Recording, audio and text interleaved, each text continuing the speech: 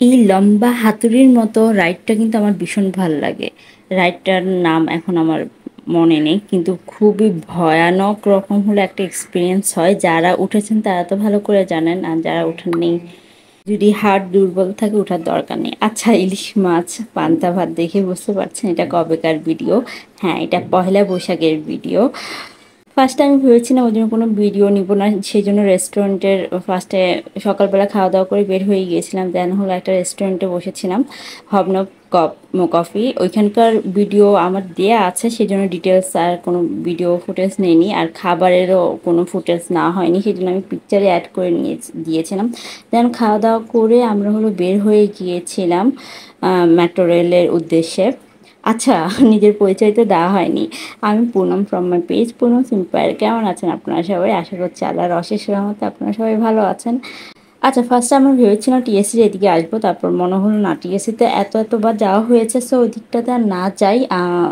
উত্তরা না, Agargaon metro rail স্টেশনের পাশেই একটা হলো বিমান বাহিনী জাদুঘর আছে, ওইখানে যাই। সো যেভাবে সেই কাজ বের হয়ে গেলাম মেট্রো রেলে করেই হলো চলে আসলাম Agargaon. And Agargaon metro rail স্টেশনের পাশেই কিন্তু এই বিমান বাহিনী জাদুঘরটা। যে সেদিন যেহেতু পহেলা বৈশাখ ছিল, এত এত এত পরিমাণ ভিড় ছিল রাস্তাঘাটে সব জায়গায়, কি আর বলবো, মানে বলার বাইরে।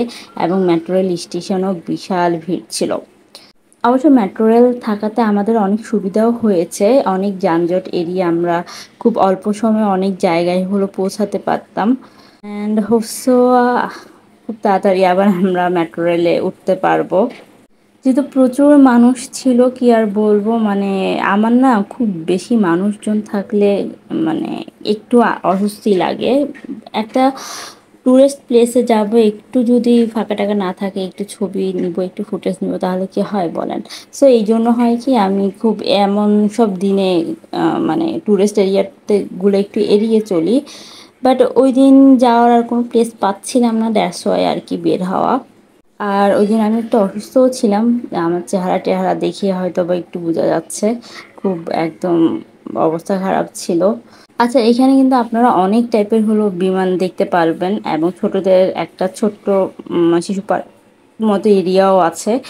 এবং এরিয়াটা বিশাল বড়, অনেক বড়। এখানে অনেক ফুড কোর্ট আছে, অনেক অনেক রাইডও আছে বড়দের, যেগুলো আপনি উঠতে পারবেন। এবং এখানে একটা রেস্টুরেন্টও আছে বিমানের ভিতরে, অ্যান্ড বিমানগুলোতে উঠাও যায়, কিছু কিছু বিমানে উঠা যায়, টিকিট কেটে হলে উঠতে হয়। আর এই তো এই রেস্টুরেন্টটাতে হলো লাইভ মিউজিক চলছিল, আমি হলো দেখাচ্ছিলাম না, বিকজ নেইনি, কারণ হলো কপিরাইট আসতে পারে সেই জন্য। সো আপনারা হয়তো বা এরকম হলো ডেগুলোতে গেলে লাইভ মিউজিকও শুনতে পারবেন। দেন বড়দেরও অনেকগুলো রাইড ছিল, আমার খুব উঠতে ইচ্ছে করছিল, বাট যেহেতু আমি অসুস্থ ছিলাম, দেখা যায় আমাকে উঠতে দেয়। তারপর আর কি আমাদের হলো হাটটা অনেক তো ঘোরাঘুরি হলো, একটু ক্ষুধা লেগে গেছিলো, একটু না ছিল অনেক ক্ষুধা লেগে গেছিলো। তারপর ওখানে খাওয়া দাওয়া করলাম, ওখানে ফুচকাও খেয়েছিলাম, ফুচকাটা একটু মজা ছিল না। তারপর বের হয়ে যে ডিম কেকটা খেলাম, যেটা আমার অনেক অনেক পছন্দের। ওকে, আজকে এই পর্যন্ত, সবাই ভালো থাকবেন, সুস্থ থাকবেন, আল্লাহ হাফেজ।